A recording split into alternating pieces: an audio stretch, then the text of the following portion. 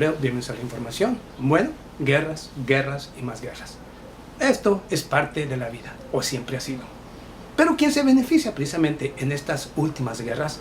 Desde 1944, que terminó la Segunda Guerra Mundial, viene siendo el complejo militar industrial de Estados Unidos, por ser totalmente privado.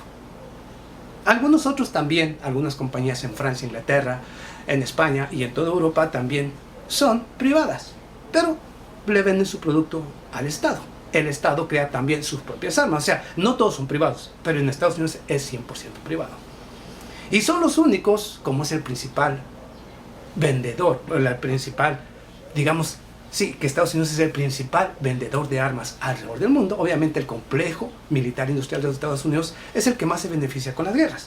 Por lo tanto, tiene que financiarlas, tiene que apoyarlas y tiene que apoyar a los candidatos presidenciales, a los diputados y senadores, o aquellos que quieran lanzarse a senadores o diputados, para que estos, cuando estén en el poder, sigan apoyando esta locura, las guerras y la destrucción, que es la política de los Estados Unidos. 100%.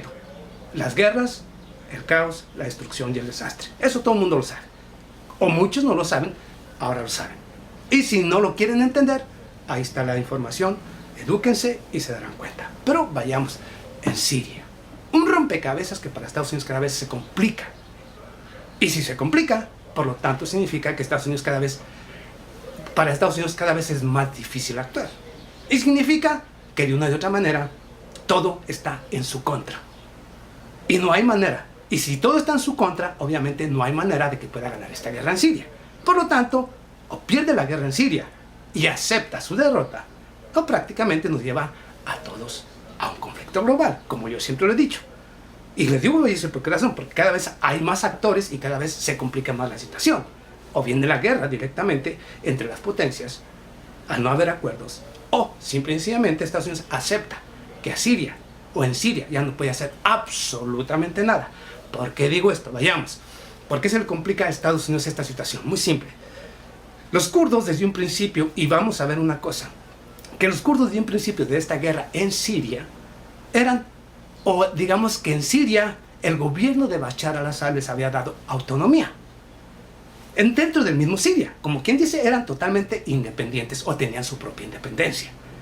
Eran libres para decidir sus propias leyes o el tipo de vida o la forma de vida que ellos quisieran. Eran totalmente autónomos. Algo que no sucedía ni en Irak, ni en Turquía, ni en otras regiones. Siria o Bashar al-Assad, a este dictador que nombra a Estados Unidos, que es un dictador, es el que más autonomía le ha dado a las minorías. Pero sigue siendo un dictador para la élite porque no es conveniente, cuando es el más democrático de todo Medio Oriente. Pero estoy hablando de los kurdos. ¿Por qué se le complica a Estados Unidos? Porque en un principio lucharon hombro con hombro junto con el ejército de Siria y digamos de que de cierta manera apoyando, obviamente, apoyando precisamente a Rusia. Pero viene Estados Unidos como siempre, empieza a apoyarlos y obviamente ahora cambian de bando. Y estoy hablando de los kurdos. Desafortunadamente, Turquía, que antes era un aliado de Estados Unidos, con el golpe de Estado fallido prácticamente da la vuelta en U-turn y se va y se alinea con, obviamente, Rusia. Y toma como aliados y amigos Hezbollah, Siria, Rusia e Irán. Esto complica la situación, le rompe a Estados Unidos su plan B, que era usar a los kurdos en esa región para que buscaran su autonomía, con esto golpear a Turquía y con esto también golpear a Irak y crear otra nación, cosa que no va a suceder, menos ahora.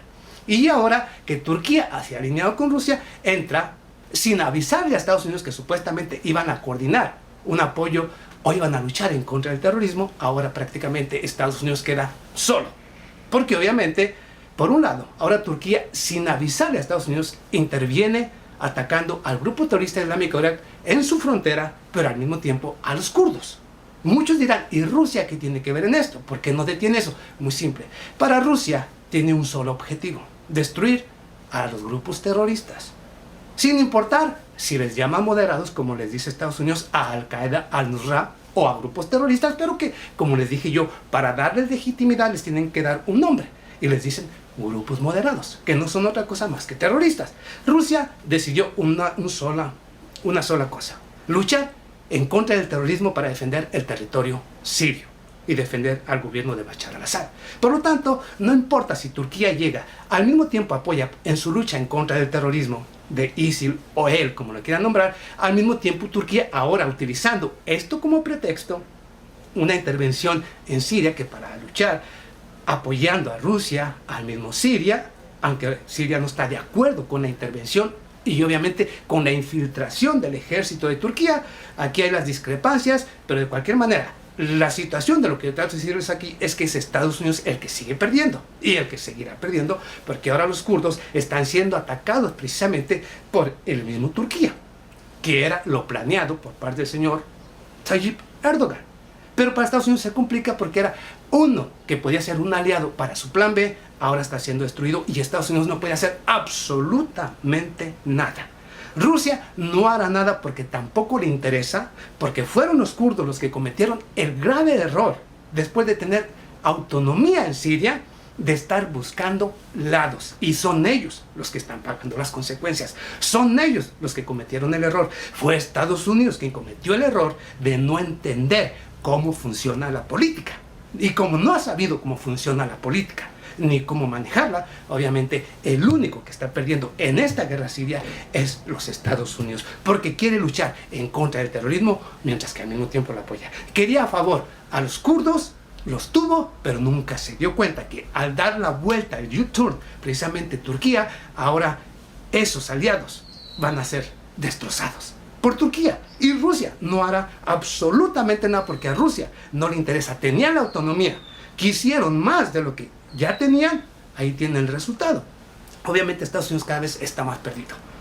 Y muchos todavía, a pesar de que muchas noticias aseguran que Estados Unidos, señor Sergei Lavrov, secretario de Estado ruso, junto con su homólogo, el señor John Kerry de los Estados Unidos, el otro secretario de Estado, buscan o están supuestamente llegando a un acuerdo para luchar conjuntamente contra el grupo terrorista islámico de Irak.